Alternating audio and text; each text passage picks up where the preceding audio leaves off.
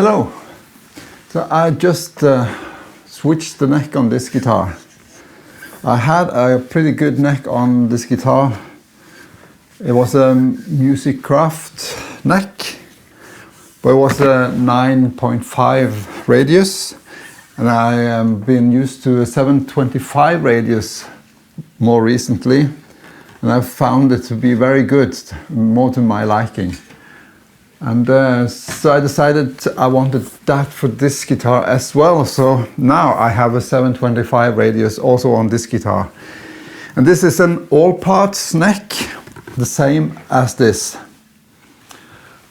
But I have to say, over the years I've tried a lot of different aftermarket necks and budget necks also, mostly before I tried these Musikraft or Allparts necks. And the ones that I had that was more budget friendly necks, they all had issues. So they came with fret sprouting, as it's called, when the sharp fret end sticks out and you have to tend to that. They would need leveling, crowning, dressing, what have you. And they were never just to put a neck straight in the pocket and it was fine. You had to adjust the action and height, so, and the nut, of course. But you should say that's what you should expect, probably.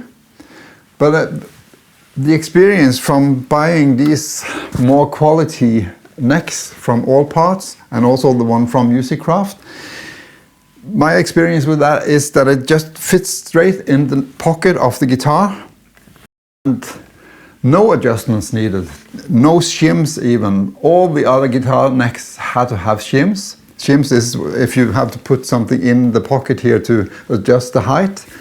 But all of these Allparts and Musikraft necks, it just fit it right in the pocket.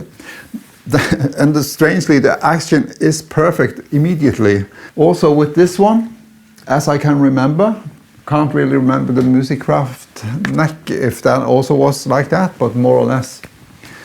The frets here are splendid, and I know this seller that I bought it from on Reverb, he pays high attention to details, does all the fret leveling, crowning, dressing, and it's very smooth.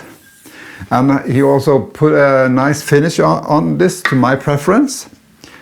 I really recommend this seller. I can see if I can give him a shout out if I remember his name. Yeah, it's called 1950s Finishes. So let me see what I wrote about it. He does the relic and finish, level and crown and dress the frets. He has a nitro lacquer on the finish is that. It's a Graphtec nut and does custom work on them. So I guess he just buys Allparts necks without finish and touches them up and fixes them to your preference if you want them. Really recommend it, it's so good and it looks fab. I just bonded with it immediately, and I love that it is a 725, which I ordered, of course, similar to this one. So yeah. And I think the takeaway is that these Allparts necks, at least, they are not that costly compared to if you buy one from China or wherever you get a different kind of budget neck. I suppose they are mass produced. They are not paying that much attention to details or to quality. They are paying much more attention to minimize cost. So you could expect that the frets will need tending to, and most likely the ones that I've tried, they never fitted right in the pocket. You have to have a shim, or you have to pay attention to the truss rod, or work a lot on getting the action to be right. All that taken into consideration, paying a little bit more to get one that is so good.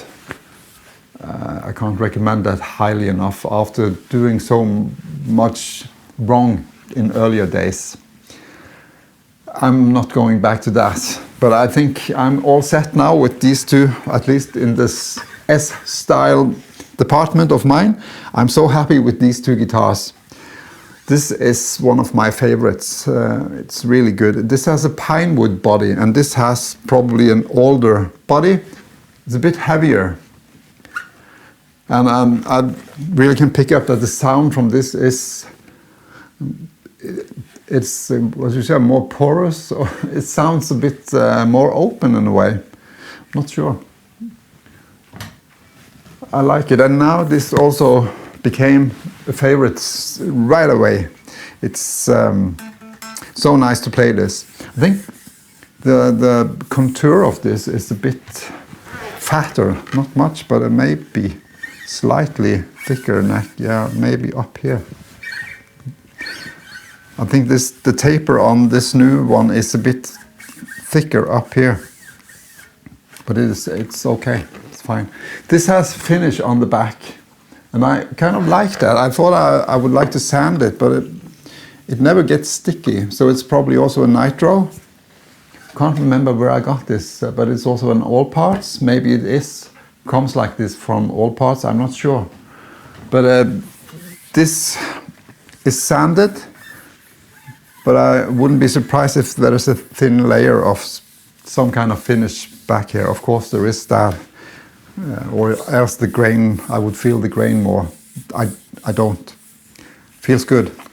So anyways, when you get a neck like I did with no hardware, and not even the holes for the neck plate was drilled, and that's an advantage to me because I've experienced that these could be a bit off from if the neck already had some holes pre-drilled.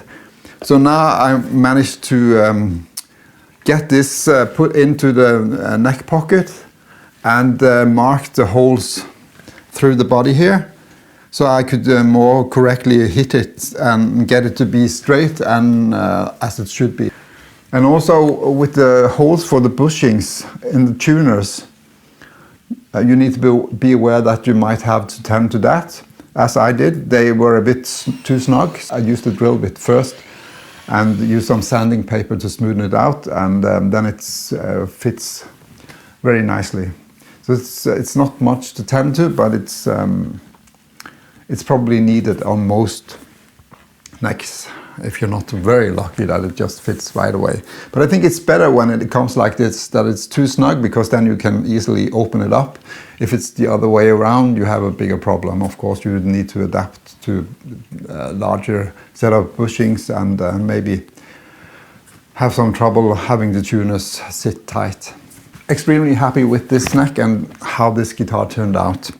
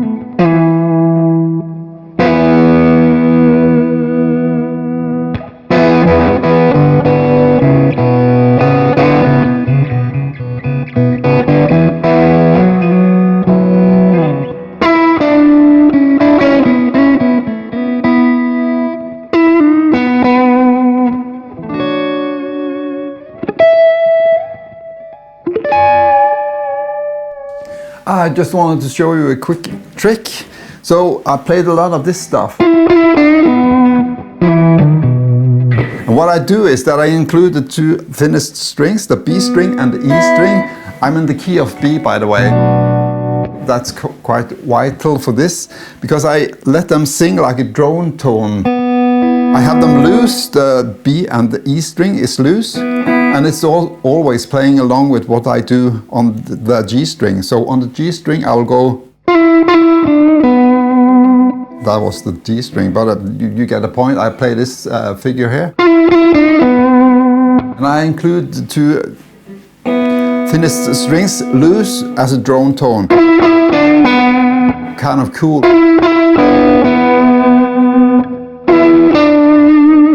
And you can always do it an octave down as well.